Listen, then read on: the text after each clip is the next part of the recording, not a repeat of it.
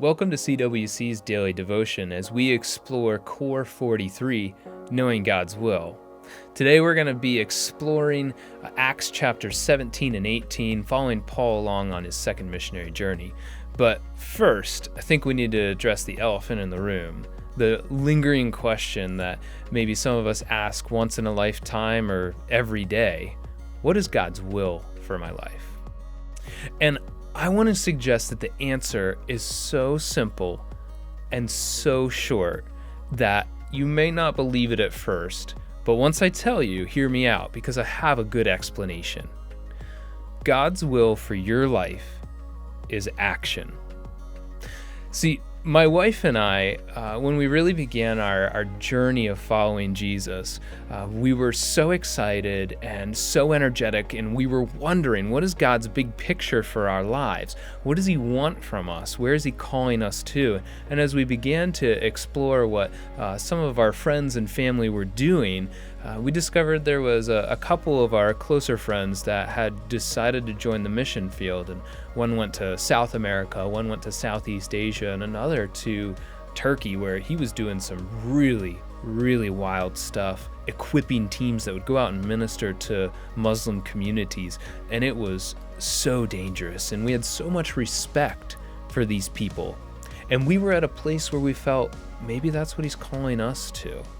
And so we began the process of asking, God, is this your will? Is this your will? Is this your will?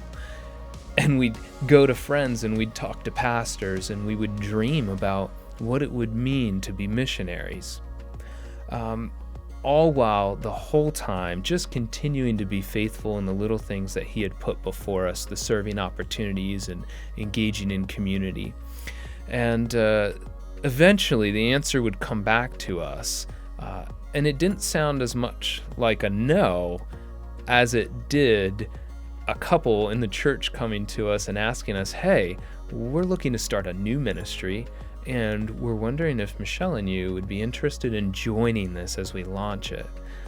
Well, that was our answer, to join up with Marriage Ministry and to help invest, instead of in missions abroad, into the mission of reaching husbands and wives and families.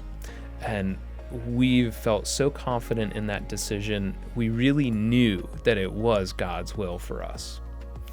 And you kind of see a similar activity in Acts 17 and 18.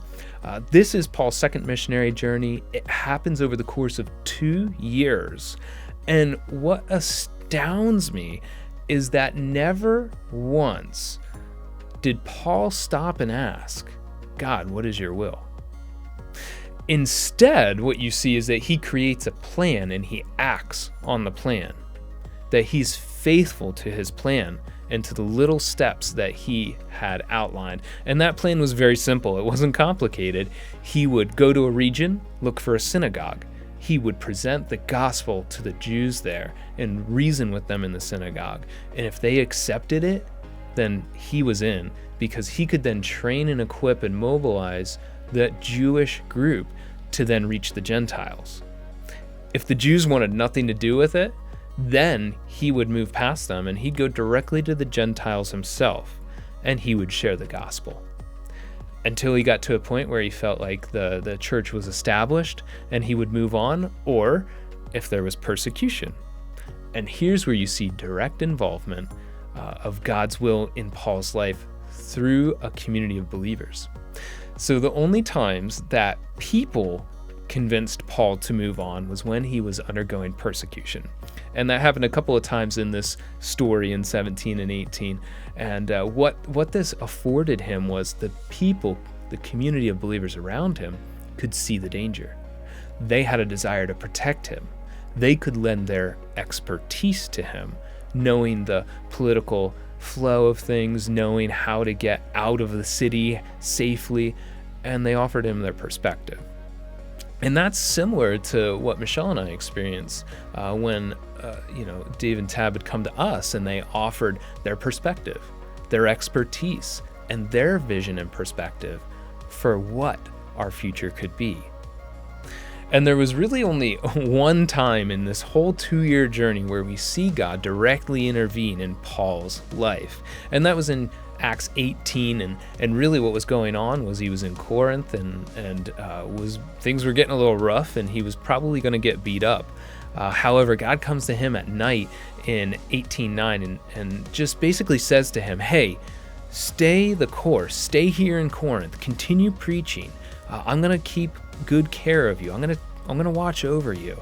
I want you to be here for now. And what we see is Paul actually stays there another 1.5 years building the church.